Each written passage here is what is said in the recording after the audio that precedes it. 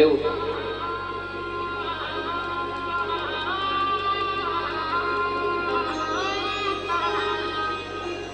असुरों को अमृत नहीं मिला। सेनाई की आवाज कम करिए। अमृत किसको मिला? देवता। असुरों को अमृत प्राप्त नहीं हुआ। क्यों नहीं हुआ? ऐसा क्या कारण था कि देवताओं को अमृत मिल गया और असुरों को अमृत नहीं मिला? कारण क्या? मंथन दोनों ने करा है, अमृत निकला भी है, श्रीमद् भागवत में आपने सुना भी है, पर देवताओं को अमृत मिल गया और असुरों को अमृत नहीं मिला। उसका कारण केवल एक था। जब भगवान मोहिनी स्वरूप धारण कर कर, स्त्री का स्वरूप धारण कर कर, सुंदर स्वरूप धारण कर कर मेरे नारायण अमृत का कलश लेकर आए, तो असुर राक्षस वो मोहिनी भगवान के चेहरे को देख रहे थे और देवता मोहिनी भगवान के चरण को देख रहे थे। बस ये अंतर था, केवल यही अंतर। असुर राक्षस, सारे असुर, उनको नहीं मालूम कि ये भगवान है। उनको तो लग रहा कितनी सुंदर स्त्री है, कितनी सुंदर नारी है। आपने श्रीमद् भागवत में सुना होगा कि भगवान इतना सुंदर रूप रखकर आए थे कि देवता और असुर दोनों सुध हो गए थे कि इतनी सुंदर स्त्री कहां से आई। असुर मोहिनी भगवान का चेहरा देख रहे हैं, उनको नहीं मालूम कि मोहिनी भगवान है, वो तो स्त्री का चेहरा देख रहे हैं, वो नारी का चेहरा देख रहे हैं।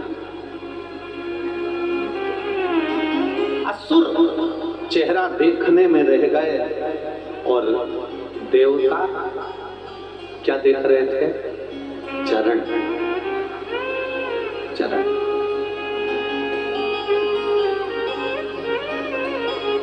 शिव महापुराण की कथा कहती है, किसी पर स्त्री का चेहरा देखने से अच्छा है उसके चरणार बिंद को नमन करो, उसके चरण को देखो। पर स्त्री, पर नारी, कभी किसी पर नारी का चेहरा देखने से अच्छा है कि उसके चरण देखो। और ये भरी सभा लगी, इतनी बड़ी सभा लगी हुई थी, देवता असुर दोनों बैठे हुए थे। असुर चेहरा देखने में रह जाते हैं और देवता भगवान के चरण देखने में। स्त्री है, उनको भी नहीं मालूम कि ये भगवान है, वो तो चरण देख रहे हैं, चरण। और जिसने, शिव महापुराण की कथा कहती है, जिसने अपनी जिंदगी में मेरे भगवान के चरण देख लिए, जिसने अपनी जिंदगी में भगवान के चरणारविंद को पकड़ लिया, पकड़ लिया, चरणार, जिसने पकड़ लिया, जिसने भगवान के चरणों को देखना प्रारंभ कर दिया, चरणों को छूना प्रारंभ कर दिया, चरणारविंद को देखना प्रारंभ कर दिया। किसी भी मंदिर में, भगवान के शिवालय में, देवालय में, कहीं पर भी जाओ, आप किसी भी मंदिर में पहुंचिए, अगर आते आते आप उस मंदिर की सीढ़ी को, आप उस मंदिर की चौखट को, आप उस मंदिर के शिखर को दर्शन करते हैं। शिखर का दर्शन क्यों करते हैं?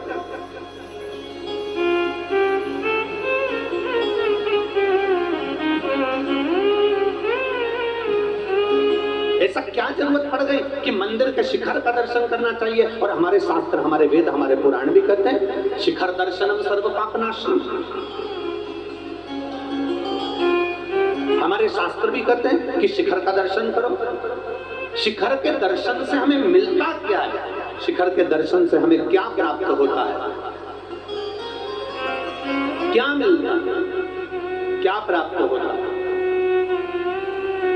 कहा मंदिर 25-50 करोड़ का बनवा लो, मंदिर 100-200 करोड़ का बनवा लो, मंदिर 1000 करोड़ का बनवा लो, पर मंदिर का पूरा मंदिर बनाने के बाद अगर उस मंदिर पर शिखर नहीं है, वो तांबे का, वो पीतल का, वो शिखर छोटा सा उस मंदिर पर अगर नहीं है, तो वो करोड़ों का मंदिर भी मान्य नहीं है।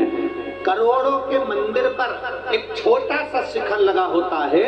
ये हमारा सनातन धर्म कहता है कि मेरे भोलेनाथ भी इस प्रेरणा को देते हैं कि भले करोड़ों लोगों से तुम्हारा संबंध हो, अरबपति खरबपति और दुनिया के सारे धनपतियों से तुम्हारा संबंध हो, और शिव पुराण की कथा कहती है छोटा सा शिखर ऊपर भगवान ने रखा, उसी तरह छोटे से छोटे व्यक्ति को भी ऊपर रखना, तो तुम भी उन्नति की सीढ़ी पर चढ़ जाओ।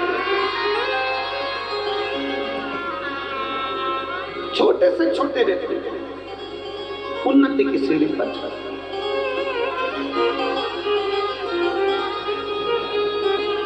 ए भाई, जो बहुत पैसे वाले होते हैं ना, बहुत करोड़पति होते हैं ना,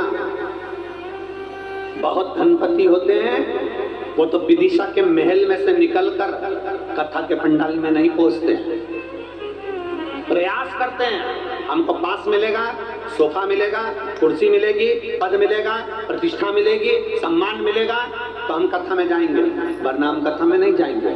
शंकर की कथा में धन और गरीब ये नहीं देखा जाता। शंकर की कथा में तो केवल इतना देखा जाता है कि मेरे नगर में मेरा महादेव आया है और मुझे उस महादेव से प्राप्त करना है।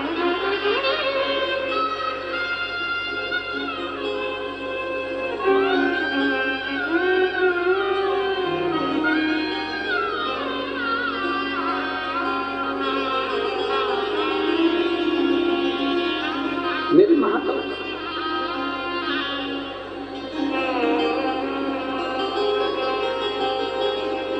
एक छोटा सा बच्चा